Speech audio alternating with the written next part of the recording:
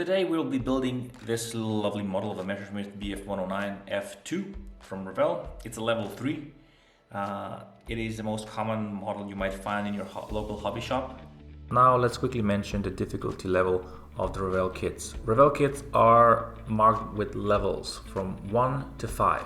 And on newer Revell boxes, they are clearly visible on the front, just like this. This is a level 3. It is a 1/72 scale model. We will talk about scales later. It has 42 parts.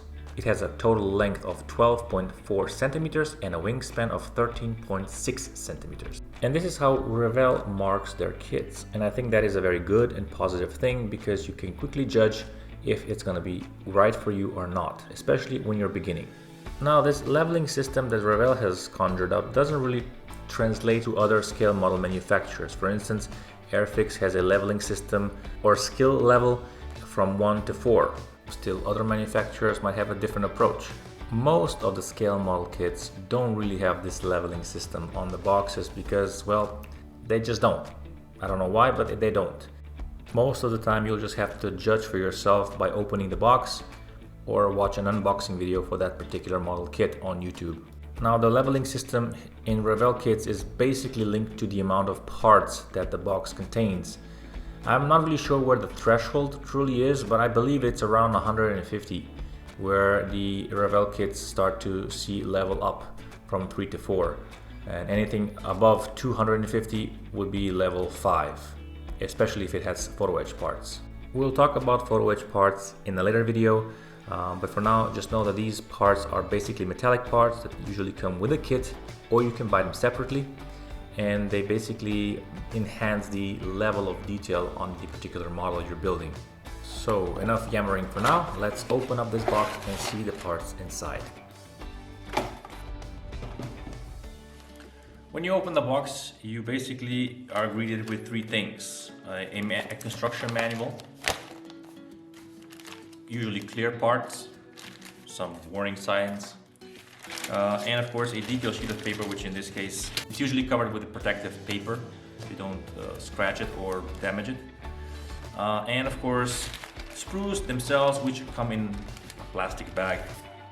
It's not really ecological, is it? But anyway, this is what we're going to be talking about. This is the business end of the model. This one has 2 sprues. So what are sprues? This might be a little funny to a lot of you, but there are people out there who are interested in the hobby but don't know nothing about it. So this is a beginner's guide, so I'm going to talk about sprues a little bit. This is a sprue. So this is a sprue, this is a sprue. Sometimes people refer them to a sprue, sometimes trees, because they're kind of branching out and they have, well, leaves or parts on them. But every single sprue is usually identifiable with a letter. In this particular case, however, they're not, which is unfortunate. But if we take a look at Tamiya's here, you'll see that they're actually marked with letters up here. I'll take it a little close here. See letter A, here is letter D, and there's a clear part sprue which has another letter. And the parts in the sprues have basically numbers. In this case, we have numbers that represents the part. So here we have 29 and 30, 31, and so on and so forth. You get the idea. And the idea is that in the manual, you usually find a letter and a number that corresponds to a specific piece. Now, the reason that the sprues look the way they do, like this, is because of their manufacturing process. You have to know that this is basically what comes out of the machine that makes these parts.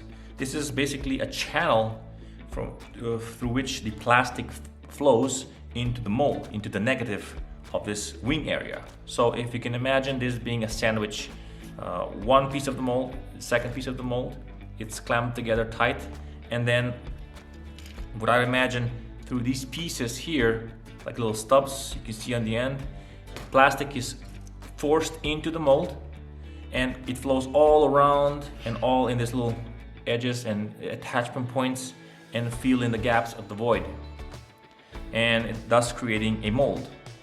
When the mold is set, a machine opens up one side, and then on the other There are like pins that push onto the sprue itself and force it out. That's when you get the terminology ejector pin marks. And this is how they look. See, little round holes, little stubs. This is basically pins push the plastic, which is still not set fully, and it has little marks in them. Now, newer kits are better at this, where the engineers actually think about where these pins are going to be. And if they're hidden like this, you don't really need to worry about too much, because you're going to be covering this top area anyway, so it's not going to be seen.